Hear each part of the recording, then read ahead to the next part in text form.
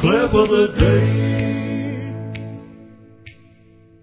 We love watching the native advertising, and I don't even know if I can call this native advertising other than it was an opportunity and a crack sales team took advantage of it.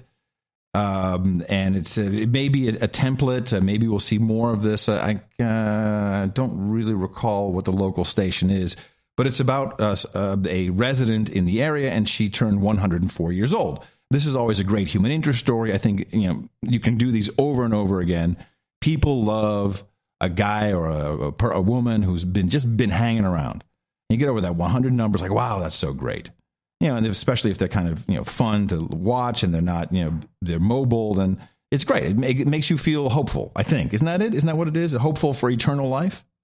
I don't know what it is. It is a curiosity, though. And by the way, you could be one of those people in the future. I'm going for it.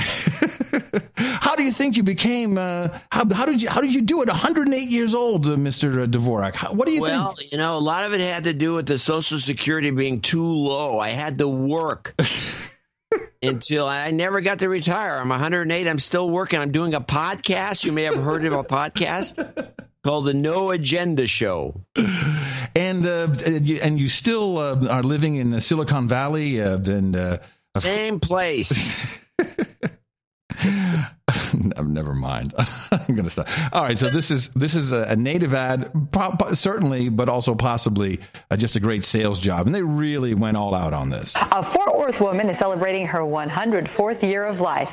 She has a lot of stories to tell, and she's not afraid to treat herself despite the wishes of her doctor. Well, at 103, I didn't think I'd make it, and it's still perking along. At 104 years old, Elizabeth Sullivan says she doesn't need the advice of real doctors, so she keeps another doctor close by. People try to give me coffee for breakfast. Well, I'd rather have a Dr. Pepper. She fell in love with the soft drinks trademark 23 flavors when she was in her 60s. That whole second. So first, I love they slip in the soft drink with 23 flavors. But right now, they're already into the ad.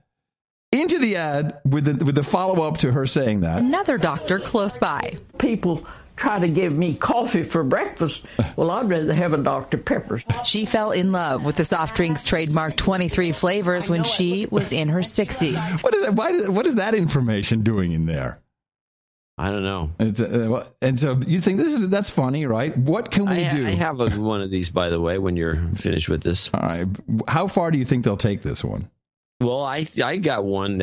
I'll finish this and then we'll bring in yours. This goes on. Does she go on about the great? Hello, I'm hinting at you that it's much bigger than this.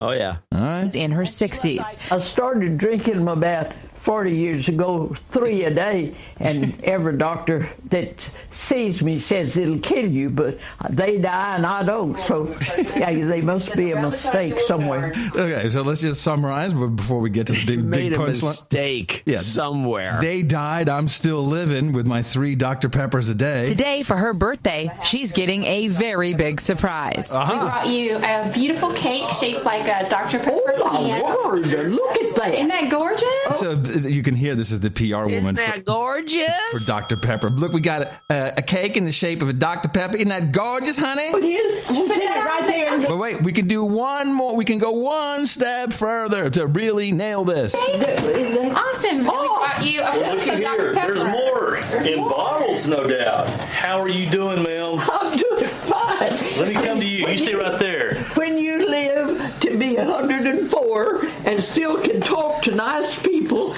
you deserve some Dr. Peppers, but I never expected. She even got a gift basket straight from the CEO of Dr. Pepper's Snapple Group, Larry Young. The CEO is there. Nobody's going to believe all of this stuff.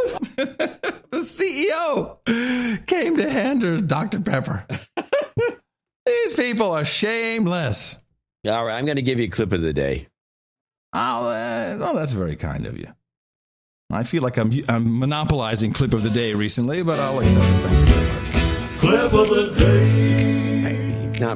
You get them when you deserve them. It's not a monopoly. Right. But I have one that is I think is a topper to that in terms of, it doesn't talk about, this is not a native ad, but this is showing you where things are headed. Okay. In terms of like the corruption. Okay. I mean, that was corruption, that plain and simple, what you just played. I think it was a good sales job, really. It's like, hey.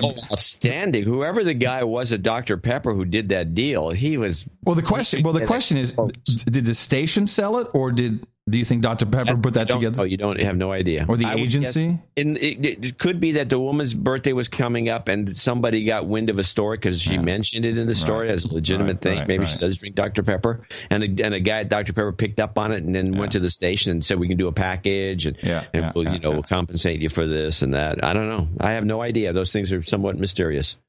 It was a good one, though. It came together perfectly, beautifully. And it's gorgeous. Gorgeous. Slow clap. Gorgeous. Slow clap. It's just gorgeous. Okay.